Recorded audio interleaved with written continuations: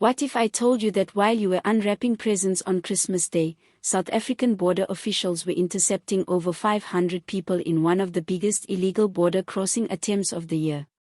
And here's the kicker. This wasn't even at the border you'd expect. This story reveals a massive shift in how illegal migration is happening in southern Africa. And the implications go way beyond just border security. Stay with me because what happened over Christmas is just the tip of the iceberg. Welcome back to the channel.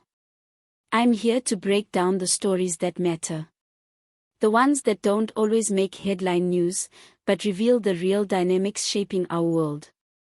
Today, we are diving deep into a Christmas Day border incident that exposes a fascinating cat-and-mouse game between authorities and migrants and shows us how quickly migration patterns can shift when enforcement tightens. This isn't just about numbers. It's about human movement, economic desperation, and the unintended consequences of border security policies. Picture this. It's Christmas Eve and Christmas Day 2024. While most of us are focused on family gatherings and festivities, South Africa's Border Management Authority is dealing with one of their busiest periods of the year. But something unusual is happening. Dr. Michael Meisher, the BMA commissioner, is looking at the numbers coming in from different border posts, and there's a pattern that's both surprising and concerning. At Labambo, the border post with Mozambique, traffic is absolutely massive. We're talking about 30,000 people crossing on Christmas Eve alone. That's like the entire population of a small city moving through one checkpoint in a single day. The numbers are staggering, but they're not entirely unexpected given the festive season and the historical movement patterns between South Africa and Mozambique. But here's where it gets interesting. Over at Beitbridge, the major border crossing with Zimbabwe, the numbers tell a completely different story. Only 16,000 people crossed. That's nearly half the traffic compared to Liambo. Now, if you know anything about Southern African migration patterns, this should immediately raise red flags. Beitbridge has traditionally been one of the busiest border crossings in the region, often rivaling or even exceeding Liambo in terms of daily crossings. So, what's happening here? Where did all those Zimbabwean travelers go? The answer came in the form of a massive interception operation that revealed something authorities had suspected but were now seeing in real time. Over just 2 days around Christmas, border officials intercepted over 500 Zimbabwean nationals attempting to cross into South Africa illegally, but not where you'd expect. These weren't people trying to sneak across the well-known Beitbridge crossing. Instead, they were attempting to exit South Africa through the Groesburg border post, which connects to Botswana. Let me repeat that because it's crucial to understanding what's really happening here. These individuals were trying to leave South Africa illegally by transiting through Botswana. This reveals a sophisticated understanding of regional geography and border dynamics. These weren't random attempts at border crossing. This was a calculated strategy to exploit what migrants perceived as a less monitored route. The plan, it seems, was to use Botswana as a transit point, possibly to reach other destinations or to re-enter South Africa through different means. Now, Dr. Makapotter's explanation for this shift is fascinating and reveals something important about how border enforcement actually works in practice. He attributes the decreased traffic at Beitbridge to what he calls intensified measures along South Africa's northern border, particularly to curb illegal migration. This is a perfect example of what migration experts call the balloon effect or displacement effect. When you squeeze one area of border security, the pressure doesn't just disappear, it moves somewhere else, like pressing down on one side of a balloon and watching it bulge out on the other side. The enhanced security measures at Beitbridge didn't stop the migration pressure. They redirected it. What's particularly interesting is that the authorities saw this coming. Makapotter mentions that they noticed people had drifted into our western border with Botswana. This suggests that border management authorities are becoming increasingly sophisticated in their analysis of migration patterns and are starting to think systemically about border security rather than just focusing on individual crossing points. Let's think about this from the migrant's perspective for a moment. Why would someone choose to attempt an illegal crossing through Botswana when there are more established routes available? The answer lies in understanding both the geography and the enforcement landscape of Southern Africa. First, there's the enforcement factor.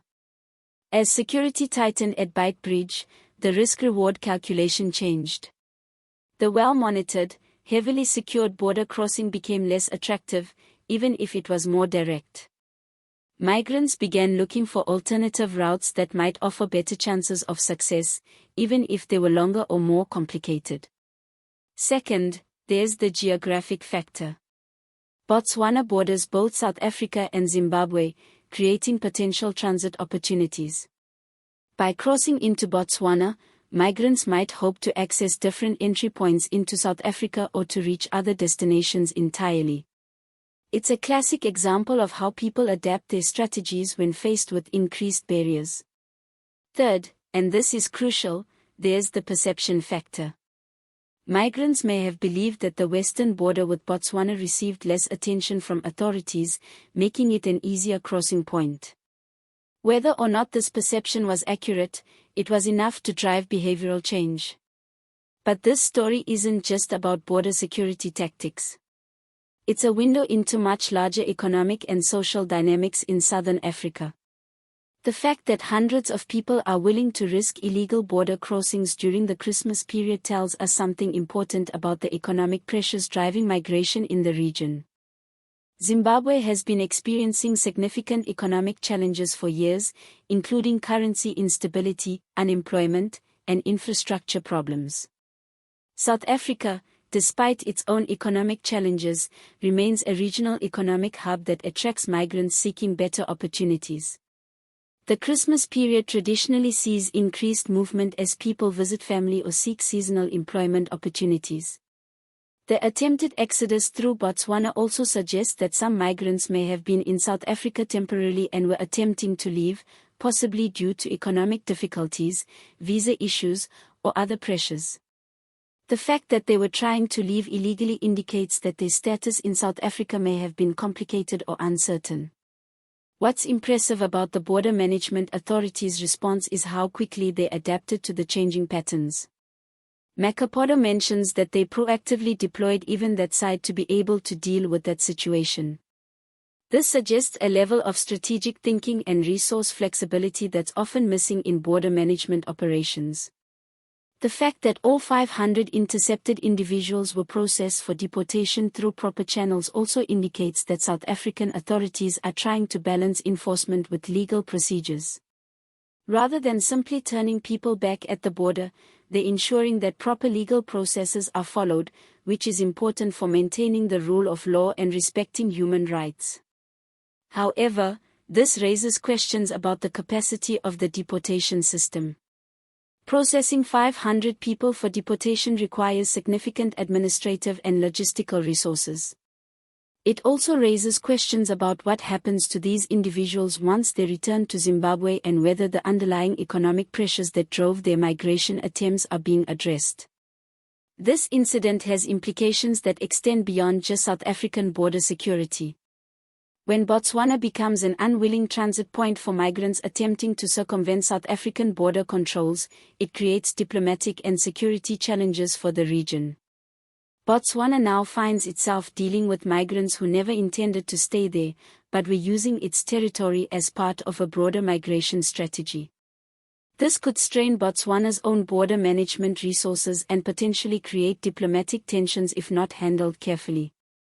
The incident also highlights the interconnected nature of Southern African migration patterns. What happens at one border affects the entire region. Enhanced enforcement in one area creates ripple effects that neighboring countries must deal with. This suggests that effective migration management in Southern Africa requires regional coordination and cooperation, not just national-level enforcement.